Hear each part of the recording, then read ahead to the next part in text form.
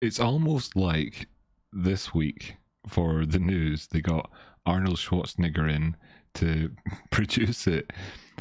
If anybody saw the clips of the US assault or whatever operation in Venezuela, they will have seen what looked like a 1980s Hollywood blockbuster movie.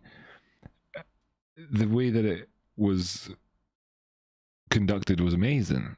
And the result of it has been this incredible sort of Arnold Schwarzenegger esque headline of the president of some narco state has been kidnapped and taken to New York.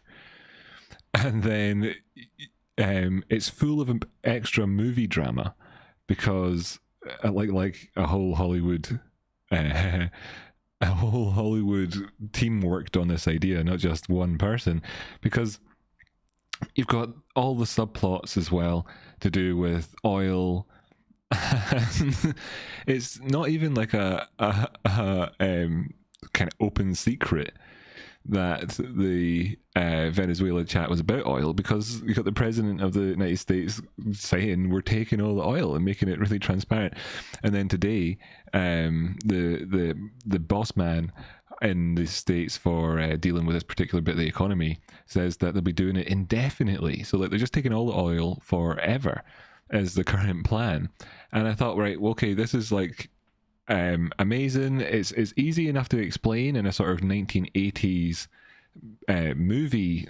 Like imagine taking out your old Betamax player and popping in some movie. You can explain what's happening, but if somebody were to say to you, well, what's the economics and everything with this? What's actually happening?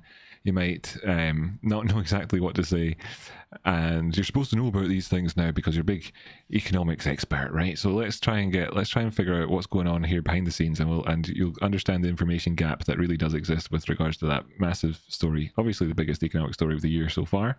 Welcome to it, by the way. Happy 2026 to everybody. It's good to see you in the chat as well. We'll be taking a lot of feedback and user interaction in the chat today as well, so if we can get it, so we'll be doing that. The chart I have open beside me at the moment is the SPX chart. Why is that open first off? Well, I mean, it's a good place to start any day, of course, but all-time highs put in today on what is a red day, right? A red day in the markets, and highs have been put in all-time highs, but the day's a red day. So how do you want to package that up and present it to people? Shall we say today's been an amazing day? We've had all-time highs, highest ever prices in the stock market, almost getting up as high as what some people had put as their target for the whole of 2027 when they're talking about their targets like last month. All you have to do is go back about a month in time and you'll find 7,000 as some sort of like mid-level target for the SPX. Well, we're there and it's early doors. Today is the 7th of January, so welcome to the show, everybody. If you're just joining us back from your holidays over the holiday festive period and you want to understand what's happening in the world, what is this deal with Venezuela, why is this happening? There's a couple of different perspectives on this, by the way. There's the internal US perspective, which is like, you might be thinking, why are we doing this and what do we get out of it? And then there's kind of the external one, like what's going on as well. And is it like a global thing or a domestic type of thing? And yeah, it really does affect people in the United States, mostly and compared to people over here in Europe, and it's a more local story for you guys, but it does have big implications for the world. You might be thinking to yourself, then it's been a lot of news about this has been about oil, and does that mean the price of oil will be dropping? And not really, because you might think that Venezuela, having been sanctioned so much, wasn't selling its oil, it wasn't using its oil, wasn't meeting any demand anywhere. But it was sending its oil somewhere. That'll be some of the things that we'll talk about today's show, so you can understand a bit that and where the oil's going now, and why that's such a great thing for the economics of it. For some people, might work out quite poorly for the people of Venezuela. I don't actually know the details from that side of thing yet. They've not been published. But we'll talk about this and understand what's really going on and the motivations and everything behind it as well in today's show. Just letting people come and tune in, join us live. Any chance you can give a quick breakdown and time horizon of LPSN reaching all-time highs? Apologies if you've covered it in the past, says one of the people there. So that's the sort of thing. I've got gold running in the chat. We can do technical analysis on the stock that you pick, or ticker you pick, or whatever. We could do it on live person if you want to sort of get some sort of more detail on it. And we can talk about that in today's show, sure. So do stay tuned for that. I'll put that in the show later on. We'll talk about a bit of live person. Before we're going to talk about, of course, Venezuela and the oil situation. So hopefully everybody's arrived.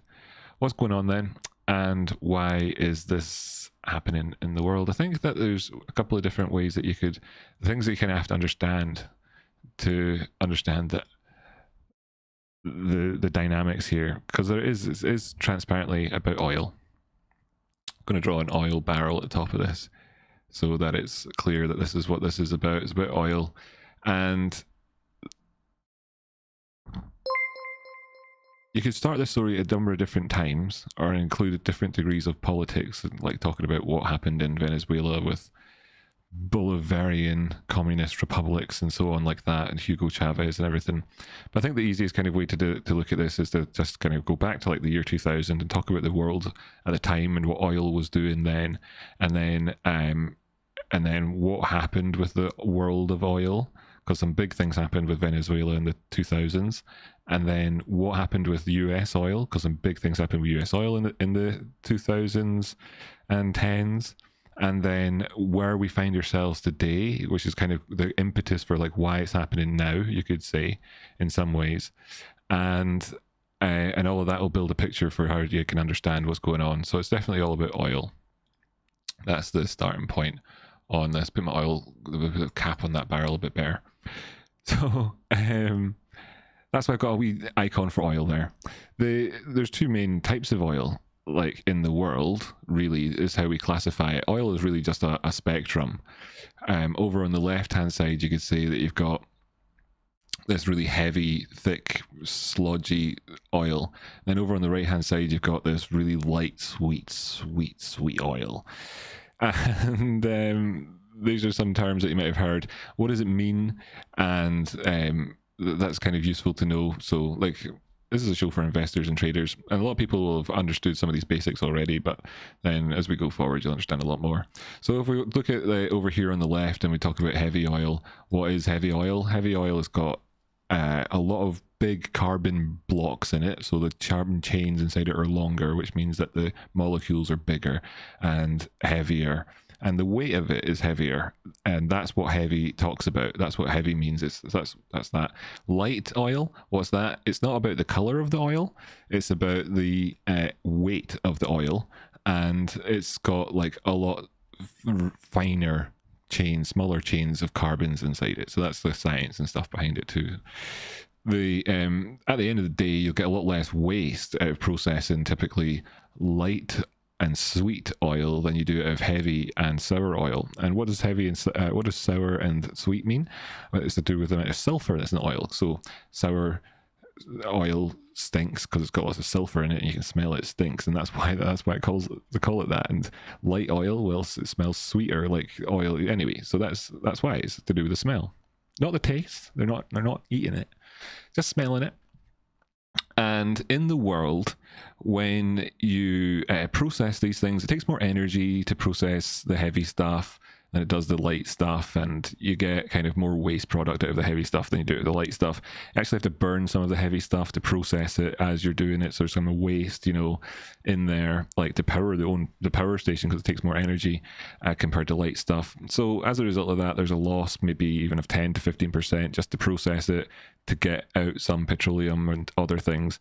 And then the breakdown of the things that you get out of it are such that you'll get more gasoline from light oil because there's more kind of that in there at the end. You'll get more asphalt and bitumen and stuff like that from heavier oil, and there's a spectrum of products in between. Okay, cool. And so that means overall you get some more money from doing the light stuff than you do from the heavy stuff, and it's easier to process, like in terms of getting the most you can out of it. More complex, expensive factories for the heavy stuff. We've covered quite a lot of ground so far in terms of what is oil, and then the situation we can look at, well, actually, why start of the 2000s? Let's go all the way back to the movie There Will Be Blood, where you had that character Daniel Plainview, he was called, and he got an oil field in Texas. And you might be thinking to yourself, what type of oil was that? That was heavy oil. Heavy oil, yep. Texas oil is actually considered to be in this spectrum of oil right down towards the lower end of the spectrum. It'd be around about here. It's one of the heaviest oils in the world. Let's just put a T for Texas here. Okay, the processes they used to get it out of the ground were fairly crude, and the refining afterwards was crude, and they used it for various products. But you know, they made do with what they had, and it was a massive revolution and transformed the world, even though it was heavy. The modern factories that are dead expensive and stuff, like, it's because they get way more out of it and do more work, more complex. But obviously at the start they could just take some oil at the ground and burn it. In fact, even today, Saudi Arabia still just sticks crude oil into its power stations and kind of powers them. Most countries don't. For another comparison in the world, let's take a look at Scotland. Okay, so Scotland is much more light sweet. In fact, it's the gold standard in the world. It's the best oil in the world here in Scotland. It's right up at this end of the spectrum, much lighter. It's the best oil. That's not just because I'm Scottish that I'm saying that, but it is. It's because it is the lightest and sweetest, the gold standard, the benchmark for lovely sweet oil. Now, in the modern day, to come back up to the modern day, in the year like 2025, a lot of American oil is actually up towards this end of the spectrum, much lighter and sweeter than the stuff they've been digging out of the ground for most of their history. And this is where we're just going to stick like WTI, I guess, or like whatever. Shall do that there? Yeah, put that there, like that. That's kind of, well, actually, no, is that crude? I don't want to be getting that wrong. Could be heavier. WTI itself could be, but America produces now as a net exporter of hydrocarbons, and they're all of the shale oil. Just put a big another S up here. Actually put a US on here. The because it's the country. Shale oil is actually really quite light. You get it from fracking and all this stuff, and it's a modern thing. You didn't really have much of that back in the day. You only started getting that from around about the year 2000 onwards. It really picked up as a thing from like 2007, 8 on. Massive changes in industry happened then. America moved from being a net importer to a net exporter over the course of the next sort of 10, 15 years, with massive expansion in oil, and it's all been on the lighter side. So that's your kind of your history, but there is a little point that we'll put in a timeline here, and we'll put it around about the year 2000, 2010, as big changes happening. And what was the biggest changes that you could say happened in the geopolitical world of oil at that time?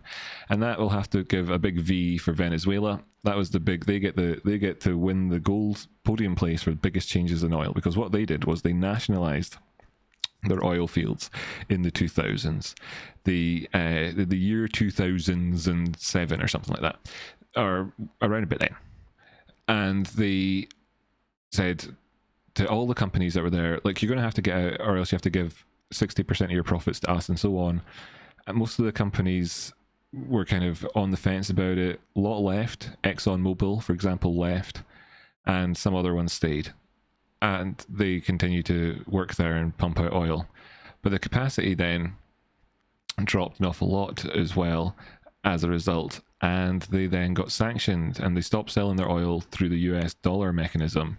But they also stopped selling it to like the USA. And the USA depended on the Venezuelan oil, which we're going to get into in a minute. And they had to begin kind of quote unquote selling it to China and stuff. And those are details that we'll get into soon. Shortly. Venezuela, why is it so significant though as such a like poor country and whatever you might think? It doesn't strike me as a country that's got lots of oil. If you say lots of oil, I think of Saudi Arabia or Arab Emirates or somewhere that's got money. And Venezuela isn't that, so what's going on there? You might be kind of new to Venezuela, and actually it's got the world's possibly largest oil reserves. World's largest oil reserves. And that's important to any country. So then in that sense, if it has the largest oil reserves, let's put Venezuela onto our spectrum. Is it going to be that Venezuela is over here towards the light end of the spectrum? Or is it over here towards the heavy end of the spectrum? Answers in the chat box. Okay, so it's over here. Actually, as Scotland is to light oil, Venezuela is to heavy oil. It's got to be the heaviest out there. It's called extra heavy. Part of the reason perhaps why they've got so much of it. So that's where Venezuela is on the spectrum. Put a V for Venezuela over here on our chart. So then you're thinking, well, I mean, if this is lots of oil, that's pretty good, but is it not very good oil in a sense? And that is a difficult question to answer well, because all oil is good oil. All of it's good.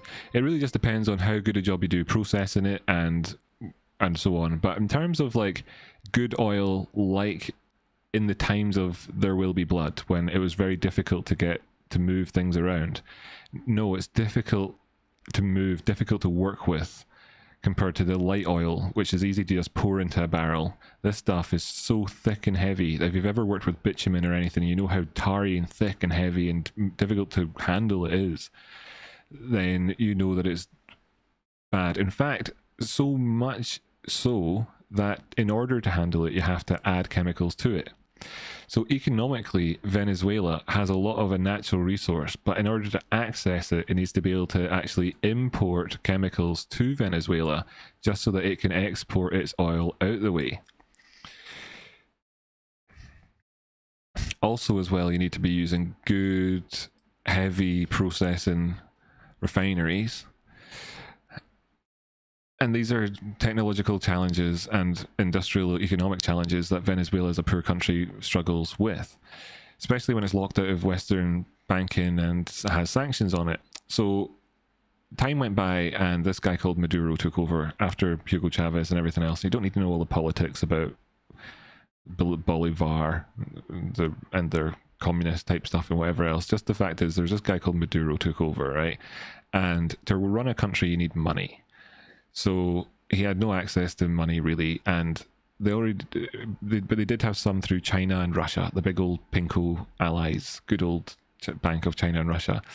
And but obviously to be able to pay money, any loans you took back, and to pay them back, you'd need to have some sort of cash flow.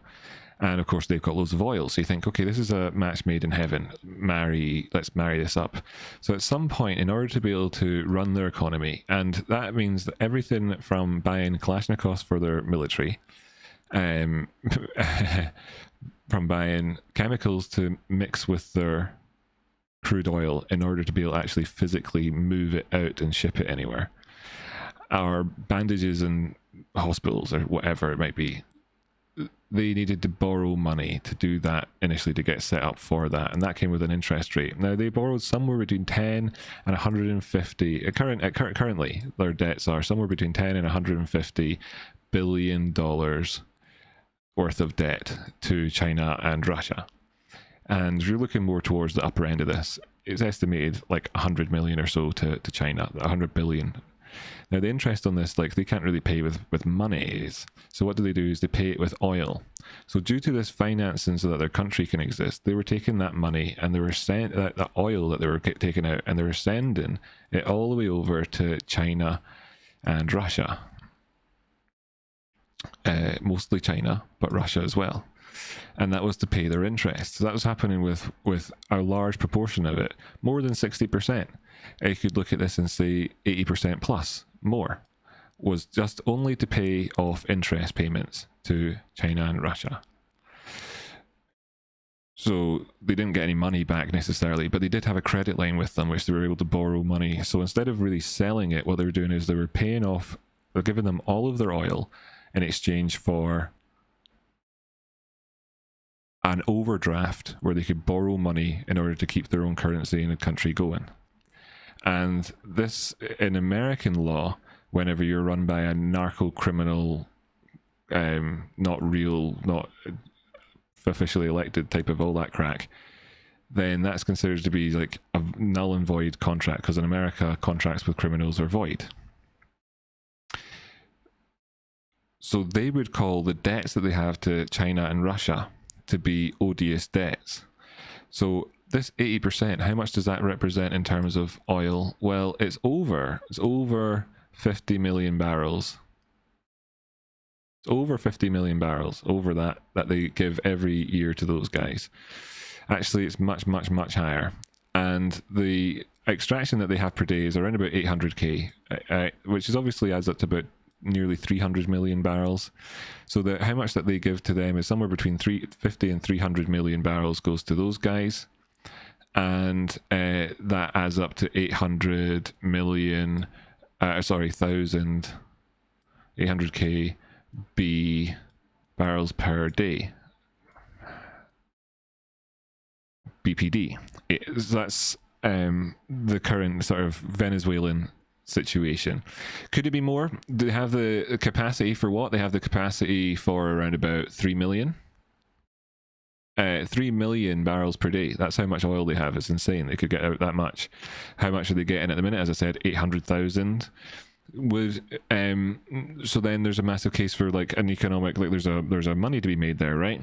The problem, of course, is that there is this value chain in terms of how it's not worth as much as the sweet stuff. And we know that oil's trading at around $50 a barrel at the minute.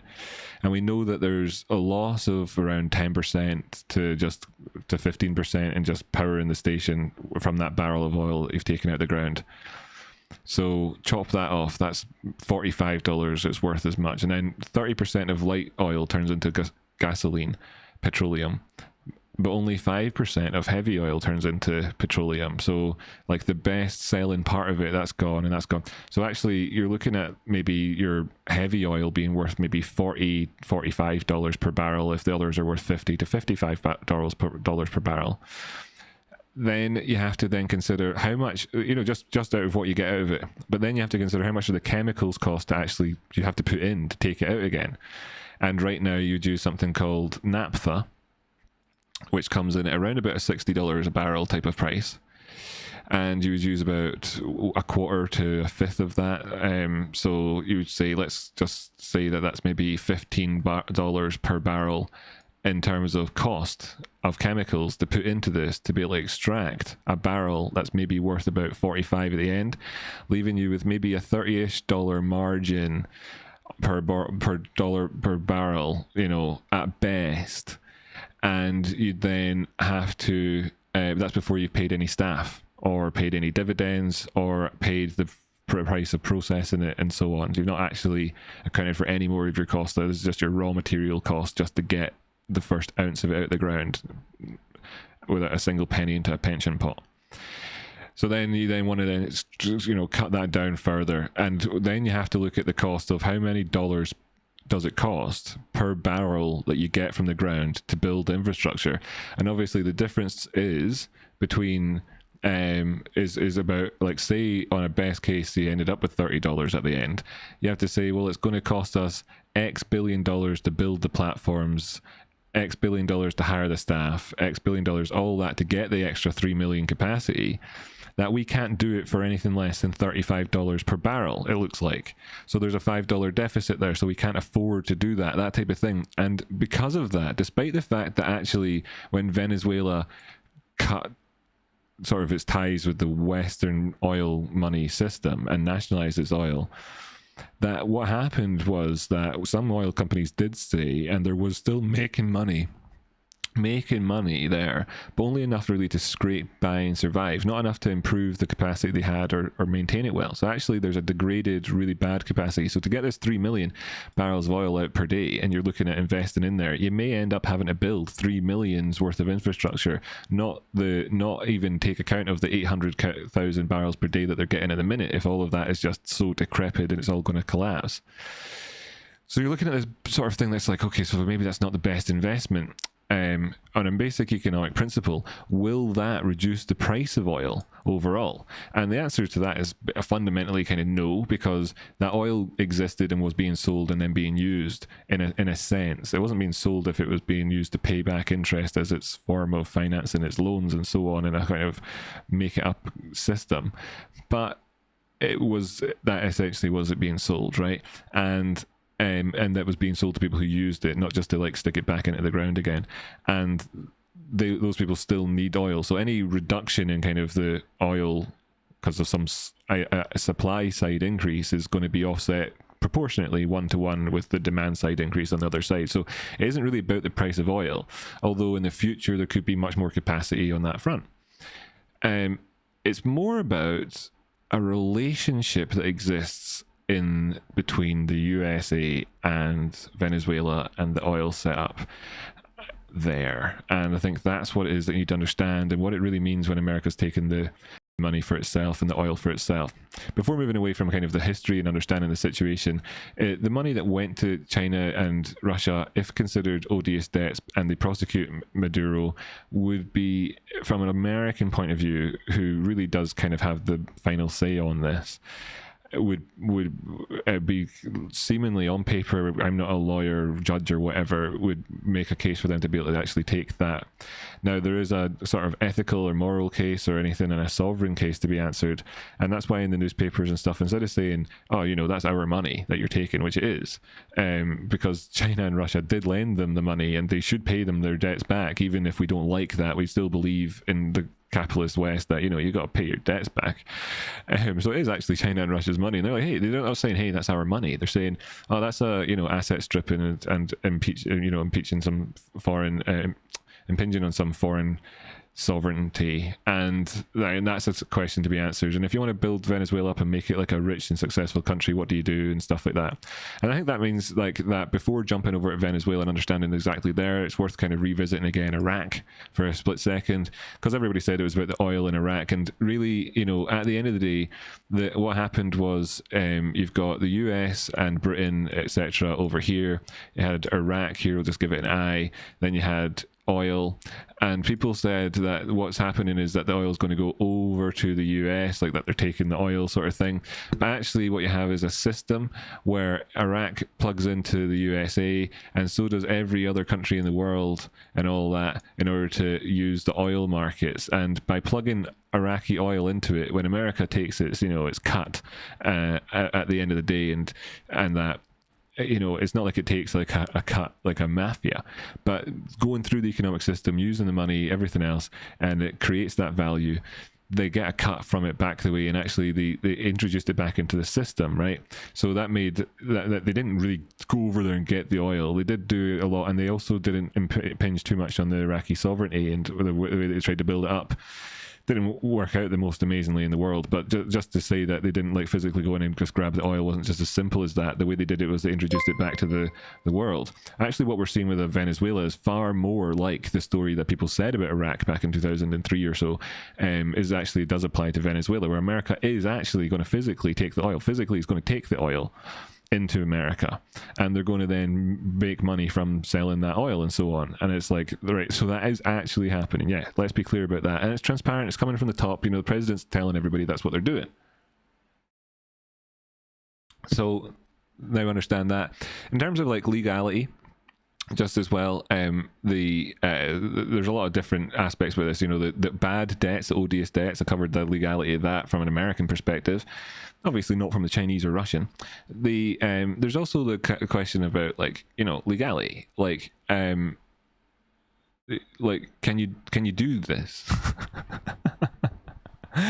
And to answer that fully, you'd have to kind of include a lot of things, like how when ExxonMobil left Venezuela, they sued, and people in the world, kind of courts around the world, kind of like, you owe them $10 billion and you didn't give them the money back and blah blah. So then if you did look at, like, if you said, well, let's put a price on 800,000 barrels per day, and then we pump that money into America, how many years could they take that money for before they'd even paid off the cost of the nationalization back in 2007? Something like that, right? That's like a legality, you know, another gray area where it's like, yeah, you know, like, who's to say that they're not just doing what is right, you know? And so, like, in terms of, like, I'm not the one to decide whether it's legal or not. I'm just telling you that America is taking the oil. That's the transparent plan about things. And there's, like, different complications in this. Like, if you go back, you can find different things about that. So, what happens and why do they want this then, and what's the chat with it? And then we need to then remind ourselves and go back to the story of America, right? So America, starting the day, back in the day, you had Daniel Plainview digging up a field in Texas and getting oil out of it. And thanks very much to people who are telling me or giving me good chat in the chat box. Good to see you, by the way. Help support the show with the goal. We'll take a look at trade setups and stuff like that. And I just wanted to kind of we'll do it briefly as like kind of give a bit of interesting thing to talk about towards the end of the show. So we'll schedule that in there, folks that are asking in the chat box. Thanks for supporting the show. So the story is, like, back then it was heavy, thick oil coming out of the ground, difficult to process, sludgy stuff, almost as bad as the stuff they got in Venezuela. And there then grew a culture, if you like, of kind of dealing with that type of oil. If you look to Canada, what type of oil does it have? Well, it's also the kind of the sludgy stuff too. Mexico, what does it have? The sludgy stuff as well. So there's this infrastructure that got built up around the heavy stuff in America, and that extends down to Venezuela. You could then say, like, if this stuff is not worth that much money, why would they not go and get, like, Guyana, I think it is, next door, or one of these other ones? Don't know what the name of the country is, to be honest with you. But right next door to Venezuela, there's really light oil, some of the best stuff in the world as well. Because you often find these things kind of next, like this, laid out like that. So they wouldn't just go invade that country, take their oil, it's worth more money. Well, this is why it's important to talk about these mechanics of the oil system, and going back to the start and talking about how it's set up with heavy oil is really where you got to start with that. You could take it all the way through to the year 2000 or so, and you still didn't have shale oil and fracking really like the way that you did now. It started in the 1940s, 1943 or something. Yeah, 1943 is when they really came up with the idea of, like, shale oil. But the modern idea of it is a real modern thing. It's like an amazing American modern thing. I mean, it's bad for the environment, right? But, like, the technology here, whoa, that's some amazing stuff that they're doing. It's just amazing what humans can do, right? Regardless of what you feel about the environment, which it truly does mess up. It's just amazing. But that's modern as hell, in fact, really. And so, like, the infrastructure that was set up was set up for that purpose. So how did they move their heavy oil around back then? And how can you move it around now? And what is the chemical that you use to move heavy, blocky oil around? Because if that was doing it back in the day, they must have had some sort of idea about this. And really, you've got, like, this big, heavy, thick tin of bitumen paint, and you want to be able to make it easier to move around, loosen it up a little. You could pour in, like, lots of a thinner for that product, right? It's the same sort of thing. They all kind of come from oil.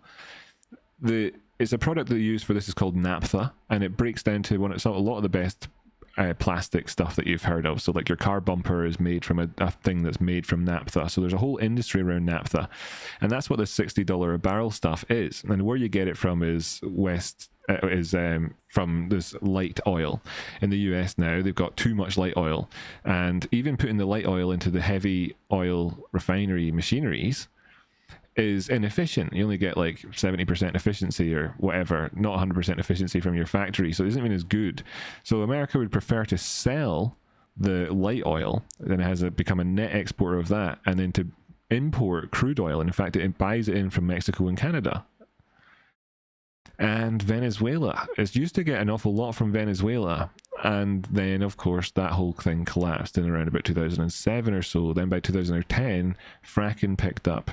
A massive oil industry grew out of that. And importing oil to refine for domestic purposes like gasoline is okay to import it, especially if you're able to produce more light oil that reduces and creates a supply of the better stuff, so the demand for the worst stuff drops.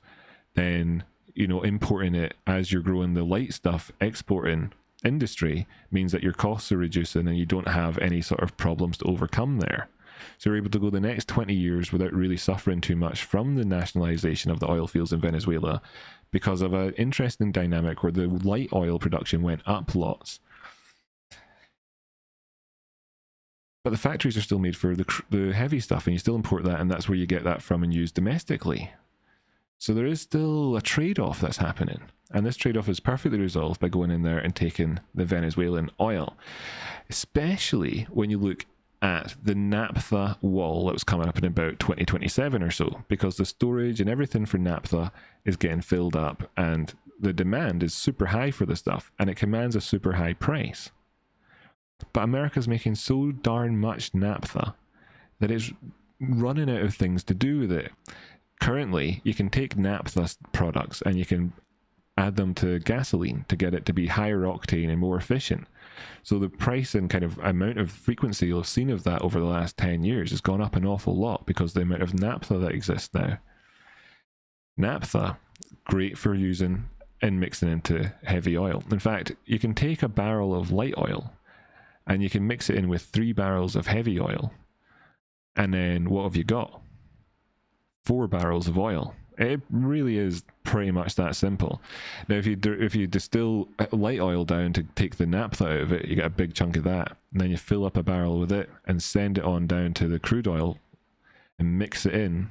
You've got 4 barrels of oil, but it's 3 barrels of oil that you can crack down, and then 1 barrel of naphtha that you added to it that you can refine straight back out again.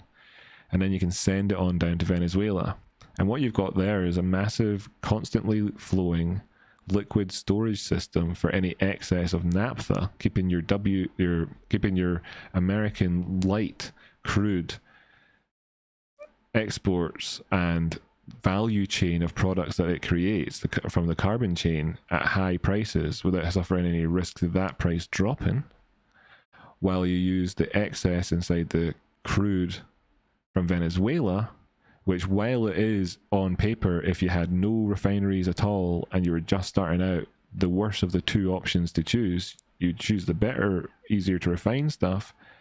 America's got these heavy investment in billions and billions of dollars in factories for processing the heavy stuff. So there's actually this unique relationship that exists where through America's got the chemicals that Venezuela needed to import. And the debt that they had doesn't need to be paid if they're declared odious debts. And that amount of oil could go to America instead.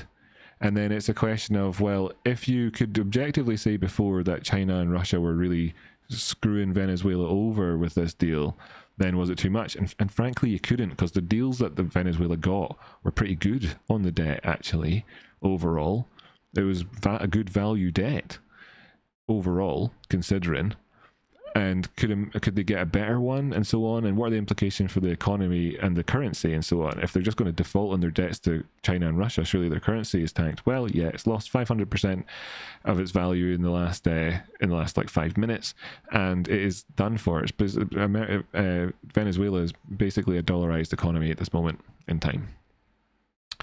So that's already done for. They don't have to kind of continue to do. If they want to create a new currency or something in the future or whatever, that's okay. But currently, right now, I mean, essentially, it's a country that's got a lot of chaos built into the system, and the dollar is one of the most stable things that they have there. So in a system where you could, if you wanted to, if you're looking at it from an Eastern sort of or an unsympathetic to the West point of view, you would say that America created debts for Venezuela and put sanctions on them, made it so it's impossible for them to achieve growth, because without a growth margin here, there isn't any expansion for the people of Venezuela. So the richest economy in terms of oil in the world had like the poorest people living in it because they couldn't get any of the money from it.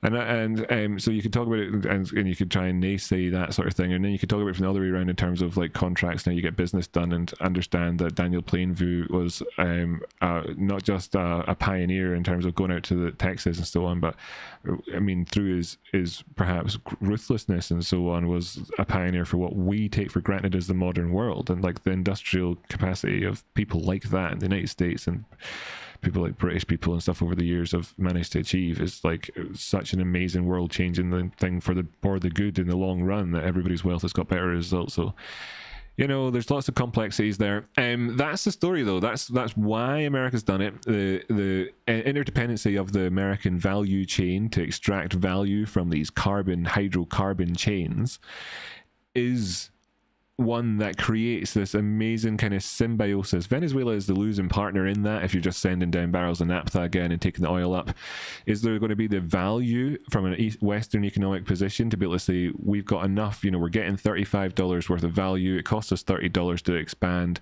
there's $5 margin there, it's a risk, but we'll go with it and we'll expand the output. Does America continue to then take all 3 million barrels, or does Venezuela become one of the richest, most successful countries in the world? And I think I was going to open this show with saying about questions like, is this legal, and how much can Venezuela afford, and what should Venezuela be demanding about the oil, and so on, and talk about the kind of the conversations that people are having when they talk about whether America's taking the oil and so on, and that. And as if that was the question to answer, because people were asking it, sort of. But that isn't the question that Venezuela should be asking itself right now. It's the question Venezuela needs to understand, it has to answer right now. And anybody who understands Trump and the way that this world is going and wants to get the best things out of it all, what they need to understand is that the question to ask is, what seat do they want at the table? You can't just magic oil out of the ground. And to hammer home on this Daniel Plainview "there will be blood" metaphor, the straw that he used to suck out the oil from under the ground around you know, the character with the funny voices, oil fields, is the naphtha from the United States, is that straw. Then America will suck that oil out of the ground, and it's the world is the economy altogether, and we need to put asphalt on our roads, but and you need to put gasoline in your cars, and the world economics of the nations as it all combines together creates an ecosystem. And what seat do you want in that ecosystem, and who's going to take that oil at the ground? And ultimately as well, the question for, you know, like if you're going to then put it as well back to America, is of course, you know, you do not expect the locals to be able to continue working there if they're not being paid. So naturally they're going to be paid some money. So when you say that they're taking all the money, they're not taking all the money, and they're not taking all the oil, or are they not? And if you then look and say, well, let's look at the UK, for example. It's got a lot of oil, it's got the best oil in the world, Scotland's got the best oil in the world. How does Scotland get money from that oil? Does Scotland go in there and soak it up with a straw and then put it into barrels themselves and sell it that way, and then take money from that way? No, it sells off contracts for oil fields to private companies that last a long time, and then they tax those private companies on their corporation tax, and they don't need to tax the oil directly, take the oil at the ground directly and sell it themselves. They just need to tax them and run it through the economy in a way that creates velocity in the economy, and that's how this whole system works. So ultimately, will America be taking the oil? Yes, they will, but then again, does it run its way back into the overall ecosystem yet again? And yes, it does. And then the question is less about what happened to and who controls our oil, but it's far, far, far more to do with what seat do you want at the table. And that's what the Venezuela needs to catch on to. Perhaps the opposition leader would already be in charge if she understood the current state of play, as I have just explained out there to all of you. And if any one of you has a Venezuelan passport and wants to phone up the White House right now and say to them that you know the question that's being asked, and the question that you have for them is what seats at the table are available because we want to be taking them, then hey, you know, you could be the next leader of Venezuela, because that is the question, that's the conversation. That's how it works. We did it, guys and girls, we did it. We did my section on the show, had that planned out for everybody. Hopefully that worked well for you all, and we're going to just take a look at some of these super chats that have come in. We're 5 out of 10 towards our goal, that's pretty good. We'll have to catch up on this recap. Hopefully we can hit the goal. Thanks Rocky, said Disco Biscuits, and did chip in again to ask about if they'll still hear the trades set up. Yeah, sure. And then we also have, my page just needs to reload.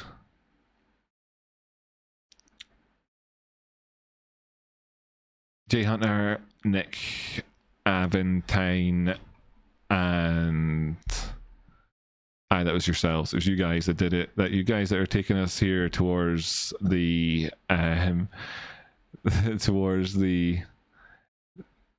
the goal here, guys. Well done everybody. Thanks so much for that. So like, here is the SPX all-time highs. Wonderful stuff. It did well today, but somebody in the audience has been asking about a little bit of analysis on a live person. I just wanted to show that, of course, you know, as we do here so often, we predict the future and so on. We had this kind of scheduled out, lovely kind of bounce off the bottom here. Do want that to turn into an actual functioning kind of doji formation candle, like like, you know, something like a star and so on. But of course, this is just early days. I'm looking to see if this thing can make it past these clear shaded areas up above, right, to start to see when things can become very much self-evident with regards to the bullishness.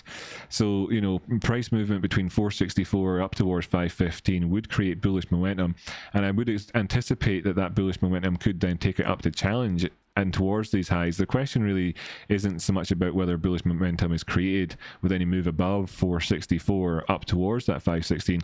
The question is about whether or not that bullish momentum is sufficient enough to take it through the green shaded area here between 519 and 540, let's call it 545. So 545 though is one of those prices you see it at, and you know that structurally things have changed. The movement towards the downside here has got and has had on its way down in the macro picture some degree of momentum. But as we've spoken about numerous times lately, on the way down here, you can see a picture where when you look at do the maths behind the numbers, you can see that the magnitude and such of the moves over time has slowed down, so that there's bullish divergence on momentum oscillators in these lows, as you would expect, you know, as the bearish case becomes a case of diminishing returns. And if you're getting marginal utility on each drive towards the short side, and they've only got negative headlines on the media there, then you can start to kind of look at it and say, is the worst actually getting to the point of being behind us? Because the next sudden piece of any positive news certainly changes the picture from one, you know, what it is into a much rosier one, with earnings coming up on you know, up to the Christmas period, or being published in late or February, 19th of February. There's some time to wait for that official kind of good news to come out. So any preponderance that happens on the charts in terms of being somewhat hesitant to move beyond key levels is, you know, to be somewhat kind of understood. Although price ultimately does lead price. The movement towards the towards the top side though is really a question about how it would handle that area of white space between this green box and this green box should it try higher. The first major port of call is breaking past these lows on the way, so any of the movement into 450 is really solid. But then the challenge for the momentum of the bulls is up towards 530 and so on, and then to see how it handles higher is an interesting concept actually to push here.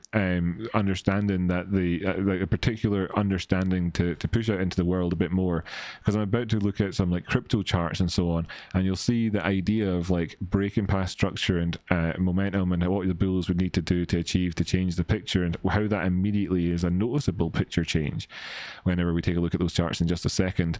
But you know, I'm not leaning on the laurels of past work to point at the shaded areas that I've had here. It's just to remind people of the extreme accuracy that we have on the when we do technical analysis. Those comments that I've given out there are not like just glib descriptors of the market. They're actually the way that I'd be trading the market. And then you look at the detail that I have on like the SPX chart here, which explains the macro picture, but with the technical analysis as well. And you know that we do we do it in a good way there on the charts. We do it in a good way.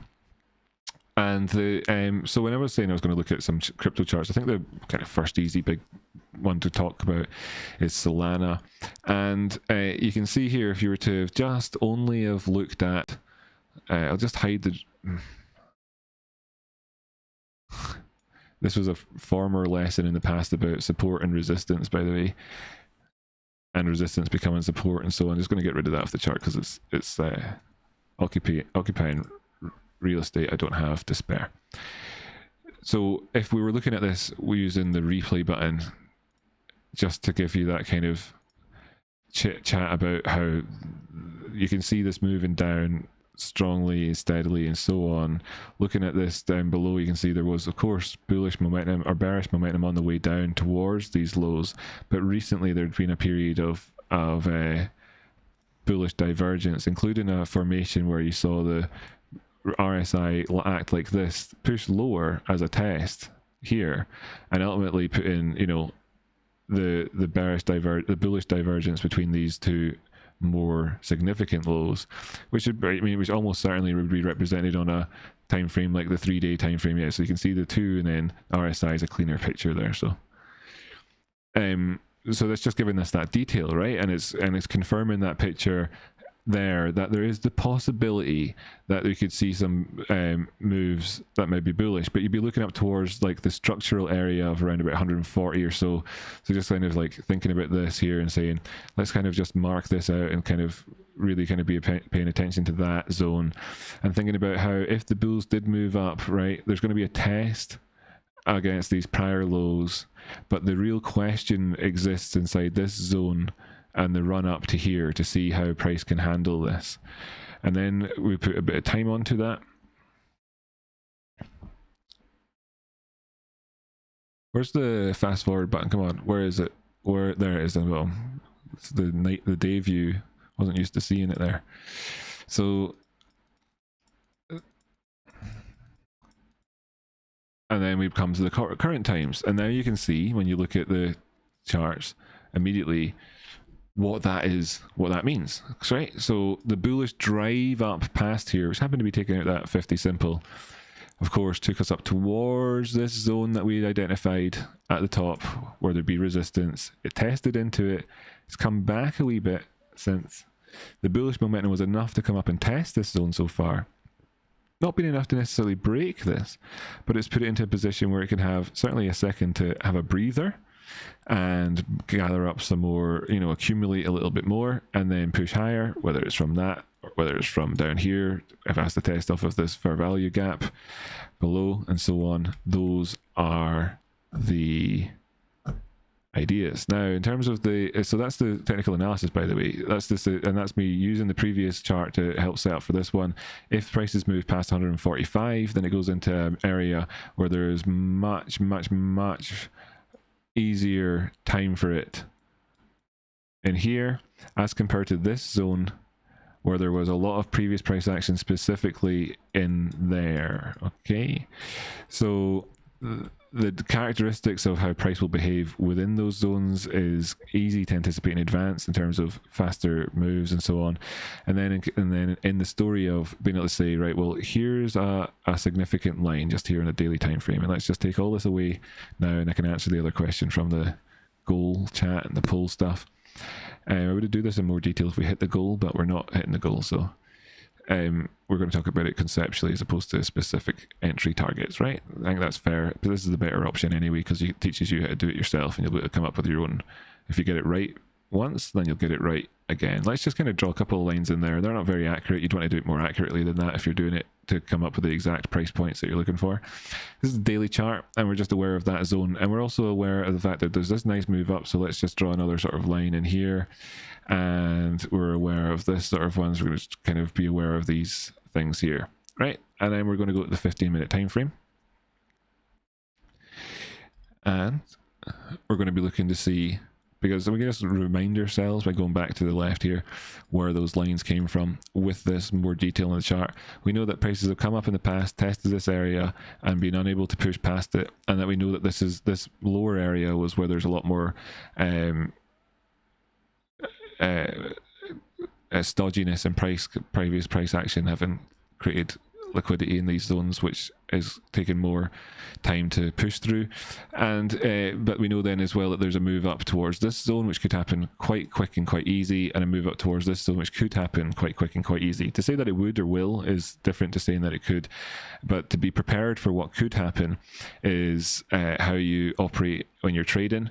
And you'd be thinking along the lines of like, okay, so we're waiting to see how it goes, and if we do actually push higher, and this is a couple of momentum trade ideas that would help if you were trading in these zones and you're looking to try and see where you can get better value on your trades. So moving up towards these zones, you might want to take a trade like that, for example. Not financial advice, but these are the way you could think about it. Managing risk if that move didn't materialize in a pop higher. Likewise here, if it didn't materialize and pop higher, you've got some risk management in there. You've already taken profit on a trade that's like over 5-1. You've got a 5-1 and a 15-1 style trade set up between those two. That would only take you up towards the 200 simple on a daily time frame. And what you'd be looking for would be intraday momentum to be able to do that. Intraday momentum, especially if it was coming along with volume, narrative headlines, and sort of reasons for dumb money to trade in the same direction as you. Sort of stuff to add in there, and you will find that you get like a 5-minute type 100x type of trade. So like, while this here is kind of broader strokes, you'd have to choose like more specific targets. Like if it wins past this one, this is what we're to enter at, this is what we're close the trade at. It won't work every time, but if it works more than one in 100 times, then it will work. So anything, the closer you get towards decent numbers, 5-10 to 1 risk to reward, and you know that your risk to reward ratio is going to be consistently much, like, very, very good, then one of them will work.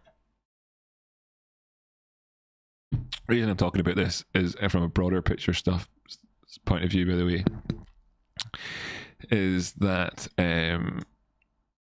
is if this were to happen, it would be a reflection of the golden cross here playing out in extreme bullishness, where you're moving into low liquidity zones. But this hasn't really probably been tested. I did preface this with a move that's been happening here. It could be about to test this and establish it as being for realsies. The daily time frame moving up to test the 200 simple period moving average from any sort of break of this resistance is like reasonable, but not going the whole way, just looking past, just slightly lower than prior highs, and thinking, is any of them possible in any sort of quick way at all? And in the chat in the Discord, in the crypto room, I talked about the move between 130 and 140 sort of as a general kind of idea. Anyone kind of investing into the moves above 130 and able to manage risk close to 130 was able to take a trade up towards 140. I mean, you could do the full thing, like, but the fact is that the other day talked about 130 to 140 being your meat of where the fast move was going to happen at on this one. It did happen relatively fast. Could you say that the move between 125 and 130 happened quicker? You could, but you'd also look back to see that how often those moves failed, and therefore, like, at what point you're getting into it, do you know if it's going to be the one, or if you get trapped in a trade you don't like for a couple of days, or even end up stopping out and so on. And this here is what you've got it was a move that's happened with much more kind of directionality to it, even if there were less sudden periods than in the other, the move towards 140. So, and that's a 15-minute time frame, and you'd be looking at a similar sort of concept on the on that other trade idea. So there we go, that's basically your trade setup. Rocky's chuckle was all I needed. That's good to hear. Good afternoon, Rocky, hope you're all well. Always good to see your face, thank you so much. And Drat, I missed a lot, says Lisa. Yeah, sorry, I came on a bit earlier today. I wanted to explain to everybody about the Venezuela situation and the oil and how it works, why USA would want Venezuela's oil, like the difference between it and Iraq, the difference between as Venezuelan oil and American oil over time, how the American oil industry grew, and really, actually, overall, anybody who watched that episode could now have a conversation with somebody. If they're never going to say to you, I thought you knew about economics and investing and stuff like that. I thought you would know what the answer to all this was, and you wouldn't have maybe been able to explain it all perfectly before. You should be able to explain it all perfectly now, and it's a lot to go with as well if you wanted to investigate any more about how these different things work, whether that's some political thing, which is actually a very small part of the story, or one of the economic factors, the interdependency of the economics, the change in the tech behind oil in the USA, the access to the required components that you need to be able to pull oil out of the ground just to be able to sell it back again, and if the benefits of having a sort of closed ecosystem with that investment in the past in complex, heavy hydrocarbon refineries, and everything that we spoke about. And you can even mention Daniel Plainview from There Will Be Blood. You can use a metaphor that the American naphtha is Daniel Plainview's straw. It's going to help you drink the Venezuelan milkshake. And ultimately, as well, I proposed this with a question in the description to this video. What will we see? Why will the price of oil not really drop, but the price of gas at the tank drop? And you now understand it's to do with this whole interdependency that you have, and the motivation to really do it now, given that there's a naphtha wall coming up and you can't have that demand overflow, because you'll have to reduce pricing because you make naphtha as a byproduct from processing light oil. And so America wants more heavy oil in its system and a place to kind of essentially store, like a naphtha battery, all the oil, all the naphtha. And if you're to store 50 million barrels worth of naphtha in the crude oil in Venezuela, that's a good head start on doing that before you hit the wall in 2026. And you can see how everything comes together, really. And you know the history that there was nationalized oil companies and that there's some money to be made back on them, but also that the Venezuelans were paying their money out to China. So America ostensibly went into this saying that it wanted to stop this relationship that existed between Venezuela and China and Russia, of them kind of supporting this narco state and for them supporting China and Russia.